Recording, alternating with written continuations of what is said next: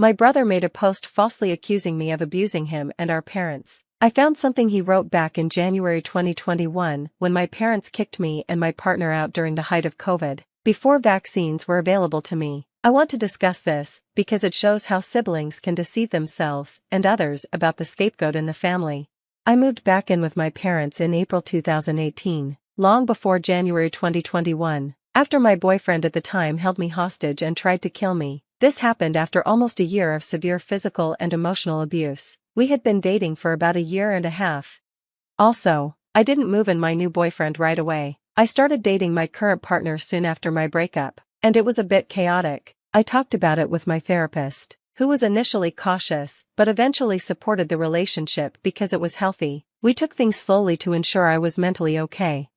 Despite my feelings, my mom asked my partner to move in after we had only been dating for 4 months. I wasn't ready, but he ended up moving in a few months later, at the end of 2018 or early 2019, when I felt more comfortable. By the end of 2019, my parents also had my partner pay rent, so he was paying rent when my brother wrote his post.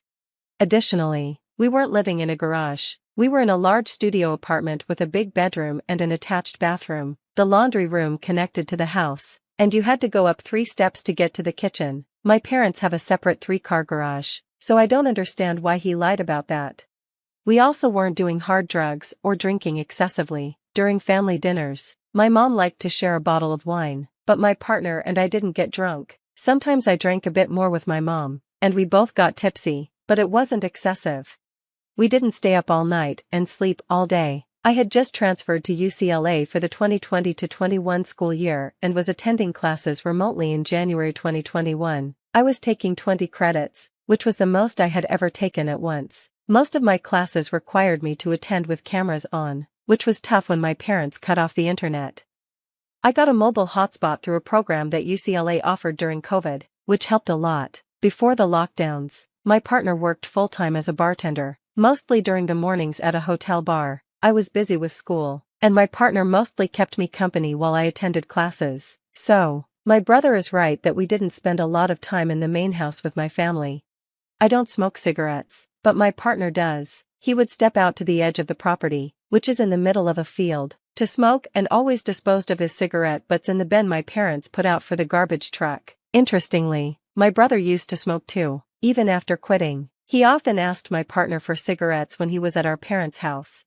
It's absurd for my brother to say I've taken advantage of my parents. They only paid my rent once for 3 months when I was 19, trying to make amends after kicking me out at 17 while I was still in high school. We didn't speak for over a year after that. Meanwhile, my parents have always paid my brother's rent because he's the favored child. I can't even remember the last time he had a job.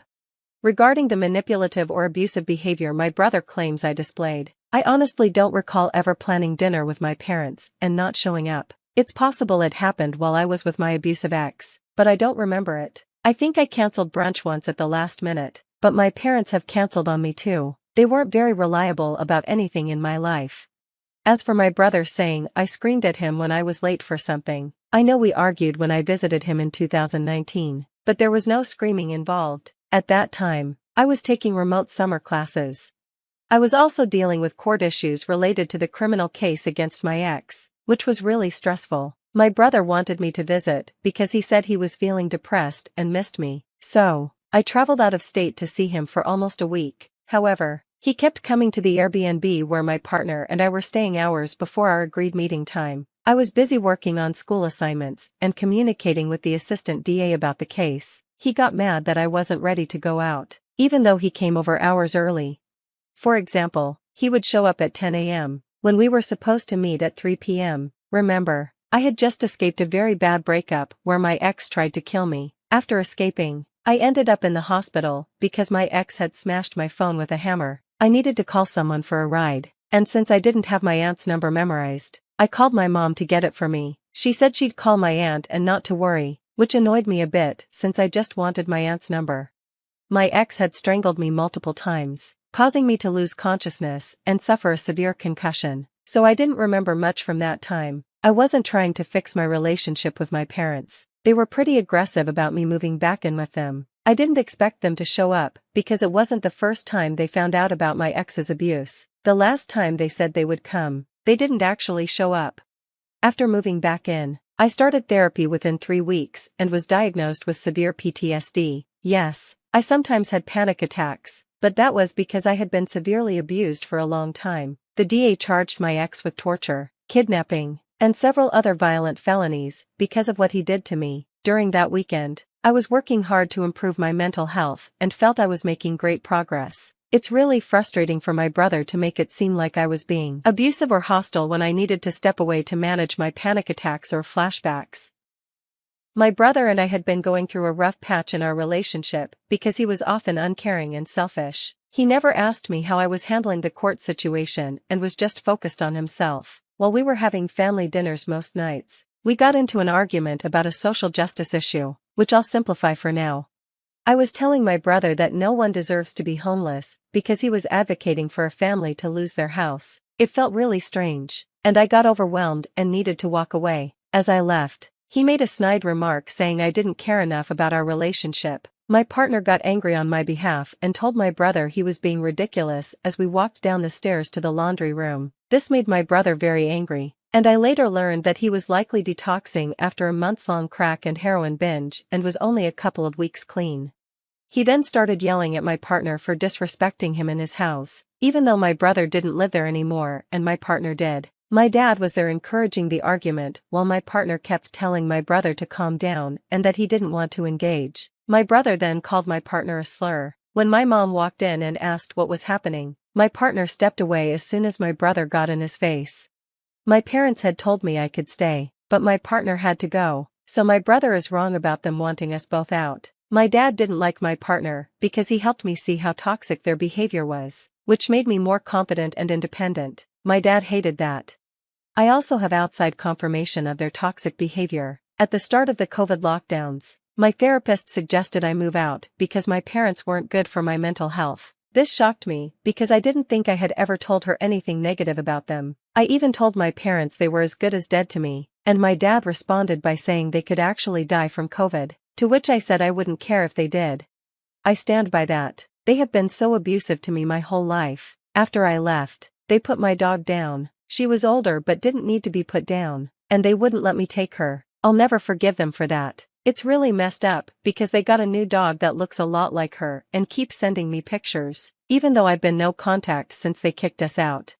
My brother is also leaving out some key details. He once told me he hoped my current partner would abuse me when we moved out. And I responded by saying I hoped he would die of an overdose. Then he told me he hoped I would kill myself. I'm not saying I handled everything perfectly. I was very emotional and volatile, but I had reasons to be. They took the doors off our room, turned off our water for days, and wouldn't let us access our food. These conversations happened while I was trying to pack my things from my childhood bedroom, and my brother was standing in the doorway verbally berating me. While visiting for Christmas, my brother had moved into the main part of the house and stayed in a storage room connected to our bathroom. He blasted electronic music 24/7 for several days, and while his room was locked, it had a sliding glass door, so we could see. He pointed the speakers directly at our room. It was clearly meant to make it harder for us to sleep, talk, or for me to study. I couldn't turn my mic on during any of my classes, and my brother only turned it off when we called the cops, twice. The "look at how this is affecting mom" comment came while he was throwing my packed things at me, and I was crying, asking him to just leave me alone. At that point, my partner and I were completely packed, except for a few items stored in the garage. My parents had promised to get those down from the rafters, but they refused to do it until the next day, even though we already had the U-Haul packed and an Airbnb rented. That's why we called the cops again. They were withholding my belongings and stopping us from leaving. The only pattern here is that my parents kicked me out as a kid and did it again recently. I had never said anything as hurtful as what I said during this incident. I was just done with being treated badly. I stand by my feeling that they are all dead to me. My extended family supports my decision to cut ties with them. My brother claiming I have no friends is really hurtful and untrue. I lost some friends during my abusive relationship, which is common in those situations. Plus, my brother doesn't have many friends either, so he's in no position to judge. I don't live in my own world and have never lied to him, so I don't understand why he calls me a compulsive liar. I don't think he knows what sociopath means either. He also asked if I tell my parents they need to let her go. I've been trying to have a relationship with my mom for years, but it's always been toxic. My mom just wants our family to be okay, and she's really hurt by all of this. I'm trying to figure out my best option in this situation. I've never heard someone say such horrible things to a loved one.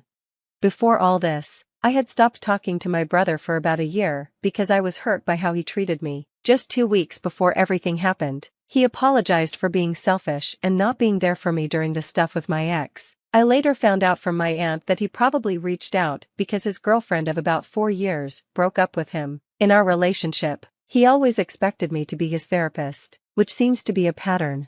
Sorry for the long post. I hope pointing out all the ways this is wrong might help me stay no contact.